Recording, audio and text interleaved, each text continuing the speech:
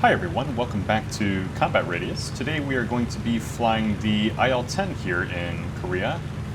Today we are on the PvE Wingwalker server, which I highly recommend for new players. For anyone who's new to IL-2 or flight sims in general, they have some settings to help with engine management, as well as this really cool setting that makes aircraft that are far away appear much larger than they actually are. So it can be really helpful for players who may not have a VR headset or a head tracking system like TrackIR yet. Now for today's mission, we're going to be going behind enemy lines by ourselves to attack a factory complex nearby.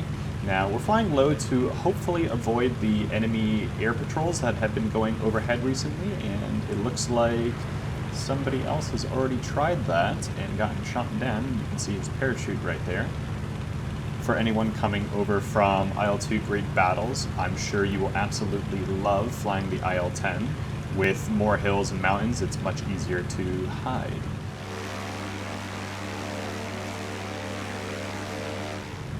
Now, from the reports that we've gotten, this factory complex has very little in the way of short-range AA.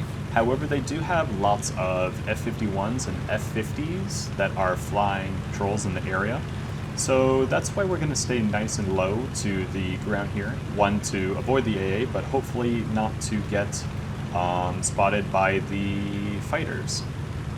Now, about a kilometer north of the factory complex, there's going to be a river. We're going to fly nice and low until we reach that river, and then we're going to pop up and fire along the buildings with a series of 132mm rockets. We're going to circle back around and drop cluster munitions and a pair of, I believe, FOB 50s on any small targets that we see before exiting the area.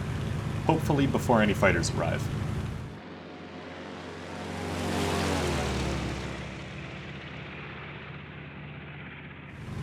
Our gunner position is manned by Diesel today, so shout out to him. Hopefully he will be able to help us stay safe if we do run into any fighters later.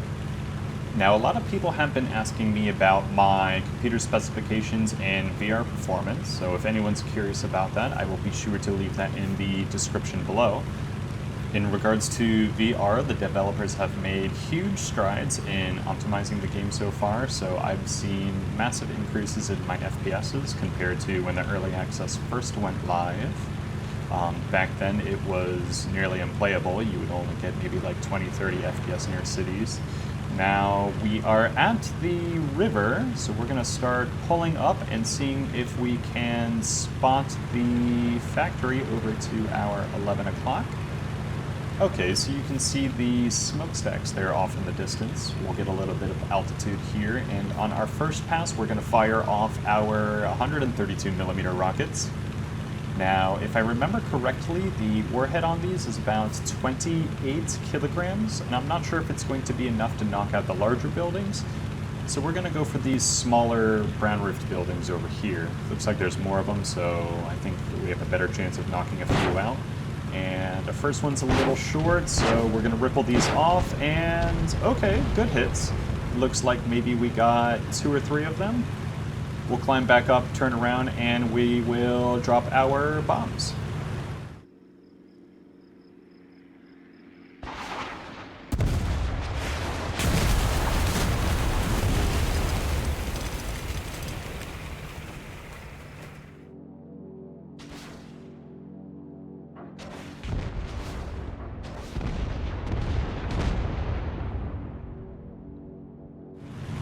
I think I saw a few trucks dropping off supplies on the western edge of the factory complex, so we're going to go for them next.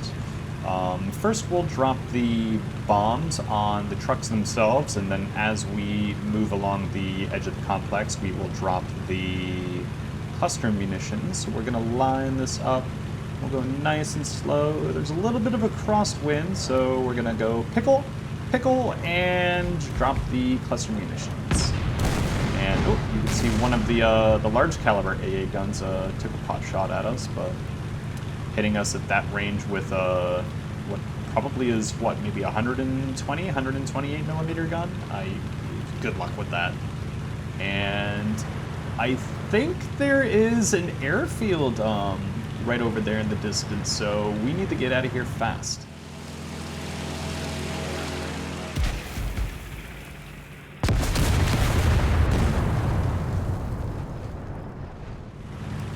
Right, we need to get out of here fast because that airfield almost certainly scrambled off fighters to come intercept us. So we're going to take a different path home now. We're going to follow the rivers through the mountain instead of the road that we took last time, just in case there were any ground positions that detected us. And Diesel is firing his guns. He might have spotted something, so looks like we've got one contact shadowing us over to our 9 o'clock. Hopefully he doesn't see us.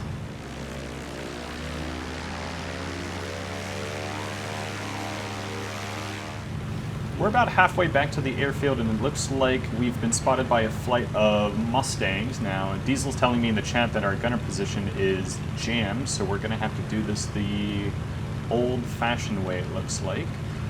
He can still fire the gun, so hopefully he'll let me know if anything is actually coming in behind us.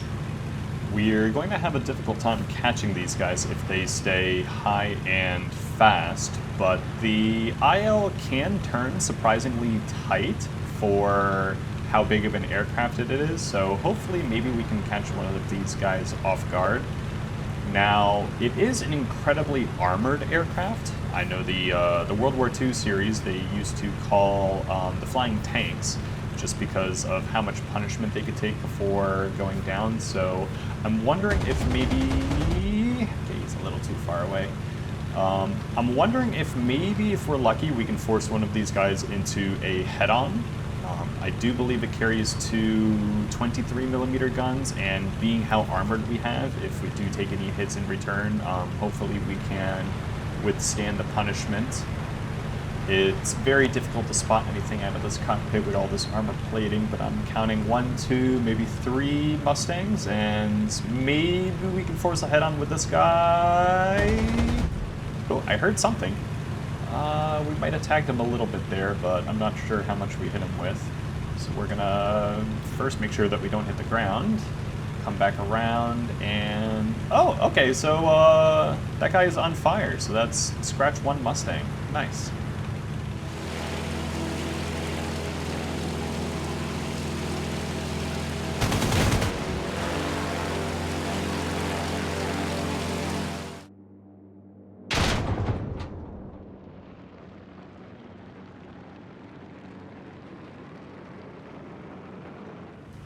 I think that shook them a little bit, so I was able to get some distance, but I think maybe one of them is still chasing us, so yes, he's still there. So we're gonna turn into him here. He is going kind of slow. He's bleeding a lot of speed in this turn, and we are going very fast right now. We're almost 500 kilometers an hour, but I don't think, yeah, the separation's a little too much to turn in on him here, but we have quite a bit of speed compared to this guy, so I think if we go up to emergency power, we might actually be able to catch this guy, although we can't do that for too long without burning our engine. And okay, so Diesel's telling us that he sees the other P-51 behind us, but he's still far away, so we're gonna have to make this quick, and we're shooting a little high, but we have plenty of ammo in this thing, so we can afford to try and walk it onto him. He seems a little oblivious. I'm wondering if this guy even realizes that we are shooting at him. So we're going to walk it back up to him, and okay, now he realizes it, but ooh, a little too late, buddy. Yeah, we definitely got some good hits there.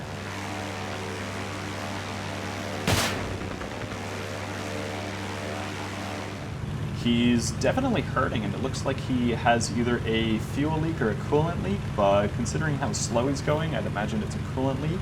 Now he's going to start climbing, and ooh, okay, we're having a little bit of trouble climbing with him here just because of how heavy we are, even though we do have a very tight turning circle. We might get one more shot here, and there we go. Okay, looks like we set his fuel tank on fire.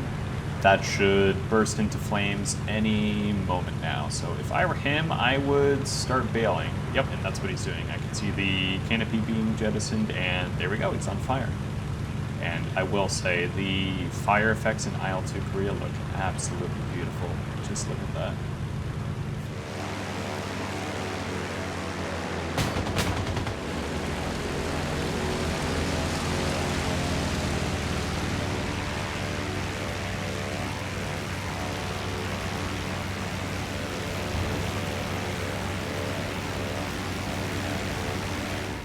we were able to make it back safe and sound to the airfield. Diesel let me know after shooting down the 2 wingmen, the last F-51 elected to run away, so we were able to come back home free. You can see with those aircraft on the far side of the runway, the easy spotting mechanic. Those aircraft look like they're just a few hundred meters away, but in reality they're actually a few kilometers away. And we're gonna start coming down on the runway, and it looks like that guy on the far side is actually landing too in the opposite direction. Just your typical multiplayer experience. So once we touch down, we're gonna have to get out of the way. Oh, she doesn't want to come down, and oh, okay. That was certainly one of my heavier landings. But this thing's a pretty tough bird, so I'm sure she can handle it. Because of the improved damage models, you have to be much more careful than you were in IL-2 grade battles. You can't just slap her down at 230 kilometers an hour and not expect something to break. All right, so I can see the other aircrafts moving over to the left, so I think we're clear. Looks like a LA-11. Nice. Well, I hope everyone enjoyed today's mission. Let me know down in the comment section below what you would like to see next, and I hope to see you in the next video. Signing off.